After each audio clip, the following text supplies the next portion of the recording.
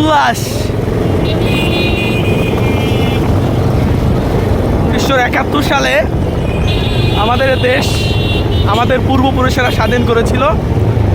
তারই ধারাবাহিকতায় আজকে প্রায় 15 বছর পর নতুন করে আমরা এদেশকে স্বাধীন করেছি।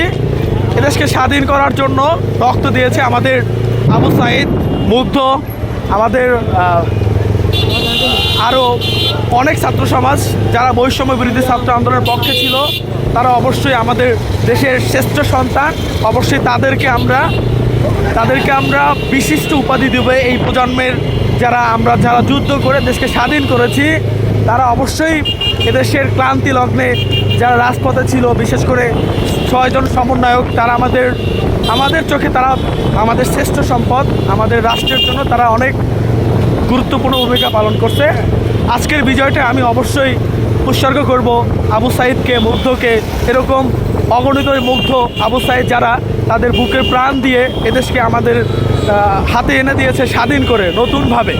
সো আজকের এই বিজয় 2018 সালের সবচেয়ে নিপীড়িত যে হয়েছে বিপি নুরুল হক নূর, যার নেতৃত্বে কোটা সংস্কার আন্দোলন হয়, সেই নুরুল হক নূরের পথ ধরে আজকে আমাদের 6 জন সমন্বয়ক, তারা বিপি নূরের নেতৃত্বেই তারা মূলত আজকে আমাদের দেশটাকে স্বাধীন করেছে।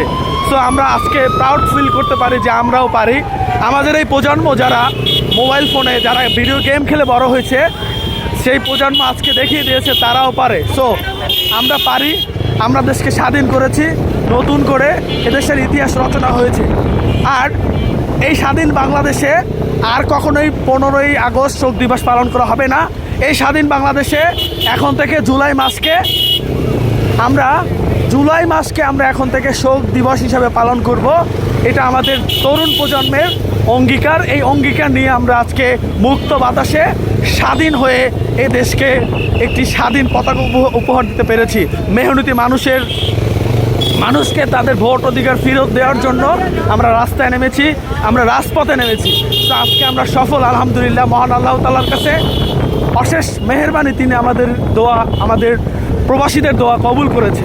সো আজকে আমরা দেশের প্রত্যেকটা জনতা, বিশেষ করে কৃষক, শ্রমিক, পেশাজীবী, আইনজীবী, শিক্ষক, যারাই আমাদের সাথে, ছাত্রদের সাথে একাত্মতা পোষণ করেছে, সকলকে আজকের এই বিজয় উৎসর্গ করলাম। সো সবাই ভালো থাকবেন। নারায়ণ তাকবীর, আল্লাহু আকবার।